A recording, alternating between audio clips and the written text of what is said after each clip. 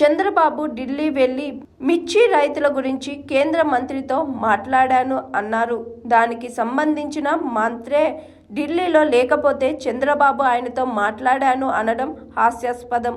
రైతుల పట్ల చంద్రబాబుకు చిత్తశుద్ధి లేదని ఈ ఘటనతో మరోసారి రుజువైంది. వైఎస్ జగన్ రైతులను కలవడానికి ఎన్నికల కోడ్ అడ్డం అయితే కూటమి ప్రభుత్వం వీసీలను నియమించింది. దానికి కోడ్ అడ్డం కాలేదా రాలేదా?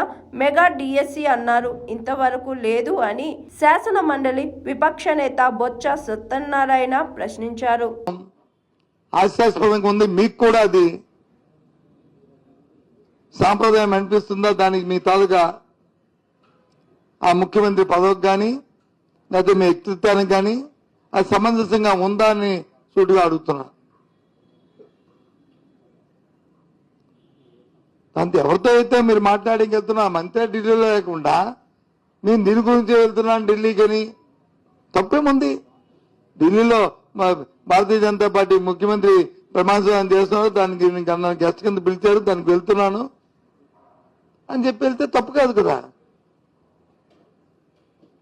దానికి ఇవన్నీ ఎందుకు? ఈ బిళ్ళ ఈ తాళ్ళకి ఇవన్నీ అవసరమా? ఇవాళ చూశాను పత్రికల్లో, ఇవాళ ఇందాక టీవీలో చూశాను. మన రాష్ట్రం నుంచి ప్రాతినిధ్యం వహిస్తున్న కేంద్ర మంత్రి రామ్మోహన్ నాయుడు గారు మిగతా వాళ్ళు మా మంత్రి గారిని కలిశారు, శివరాజ్ చౌహాన్ గారిని, దాని మీద డిస్కస్ చేశారు. గుడ్, తప్పు కాదు.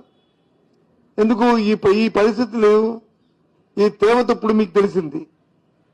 ఇప్పుడు జగన్మోహన్ రెడ్డి గారు నిశ్చయాడికి వెళ్ళి అక్కడికి వెళ్ళి ఆయన పరిశీలించిన తర్వాత ఆ రైతుల ఆక్రందనలో ఆ బాధలు విన్న తర్వాత అది బయటకు వచ్చిన తర్వాత అప్పటి వరకు మీకు తెలియలేదే. ఏం చేసింది ప్రభుత్వం? మరి 2-3 నెలల ముందు ఈ కార్యక్రమం చేసుకుంటే ఇబ్బందులు లేవు కదా.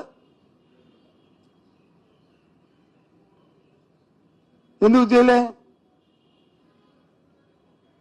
చేతులు కాలిన తర్వాత వచ్చి ఆకులు పట్టుకుంటే ఏ ఉపయోగం ఏముంది? ఇప్పటికే అల్లాడుతుంటే ఈ రోజు మీకు వచ్చి ఆ మద్దతు ధర గురించి ఆలోచన వచ్చింది. ఏమనంటే ఒక 5 సంవత్సరాల కింద వచ్చి ఆ రోజు క్వింటాల్ 7,000 రూపాయలకని ఆ ప్రభుత్వం ఇచ్చిందని, అప్పుడున్న కాలమాన పరిస్థితి ప్రకారము అప్పుడున్న ఉత్పత్తి ధరల ప్రకారము ఆ రోజు మా ప్రభుత్వం ఆ రోజుకి దాని ధర ఇచ్చింది. ఎప్పటికప్పుడు మారుతుంటాయి. ఆ కార్యక్రమాన్ని చేసుకోవడం బాధ్యత ప్రభుత్వాలకు ఉంది కదా, మీకు లేదా? ఇవన్నీ ఎందుకు చెప్తానంటే ఈ ప్రభుత్వానికి రైతుల పట్ల కానీ వ్యవసాయం పట్ల కానీ చిత్తశుద్ధి లేదు. ఏదైతే పూర్వం నుంచి నాడు ఉందో, చంద్రబాబు నాయుడు గారికి వ్యవసాయం పట్ల చిన్నచూపు ఉందో, వ్యవసాయం సొంత దండగానే ఏదైతే పేరుందో అది మనసులో ఇంకా ఆయనకి పెరిగిపోయి ఉంది. ఇప్పుడు మీరు ఇందాక ఎలక్షన్ కమిషన్ ఇది అన్నారు కదా, కోడిదని నిన్న కాక మొన్న మనం వీసీని వేశారు. నామినేట్ చేశారు లేదా? చేశారు లేదా?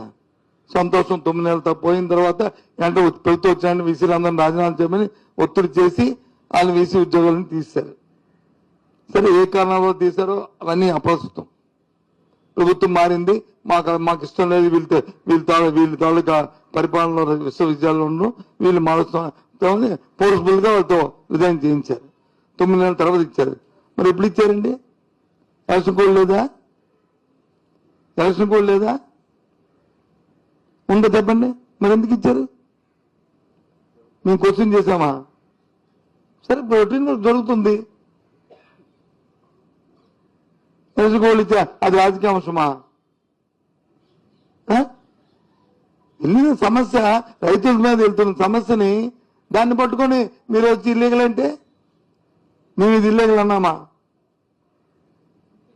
వీసీలు ఇల్లీగల్ అన్నామండి మేము ఎక్కడైనా కామెంట్ చేశామండి? తప్పే ఉంది. 9 నెలలు అయినప్పటికీ కూడా ఇప్పటికైనా వేసారులే, పరిపాలన సరిగ్గా సాగాలి అని కోరుకున్నాం. ఒక మంచి ఆలోచనతోని, ఒక పెద్ద దూరదృష్టితోని ఎక్కడ కామెంట్ చేశామండి? ఆలోచన పార్టీల ఆలోచన ఆ లైన్లో ఉండాలి. సందర్భం పెట్టి సమయాన్ని పెట్టి మనం అంతేగాని ఇష్టం వచ్చని మాట్లాడతాడుగా. ఇంకోటి కూడా అడుగుతున్నాను. ఇప్పుడు గ్రూప్ 2 మెయిన్స్ జరుగుతున్నాయి, ప్రిలిమినరీ ఎగ్జామ్ జరిగాయి. అప్పట్లో మేము నోటిఫికేషన్ ఇచ్చాం.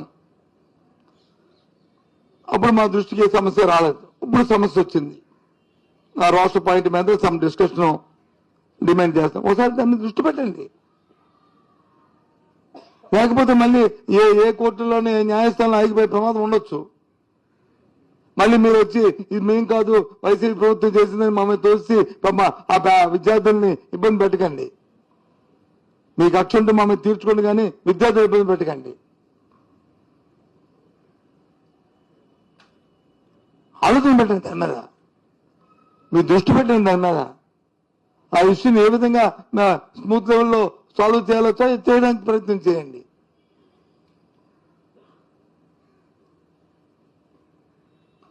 చెప్పారు ఎన్నికలు అయిపోయిన వెంటనే మేము వచ్చి మెగా డిఎస్ అన్నారు.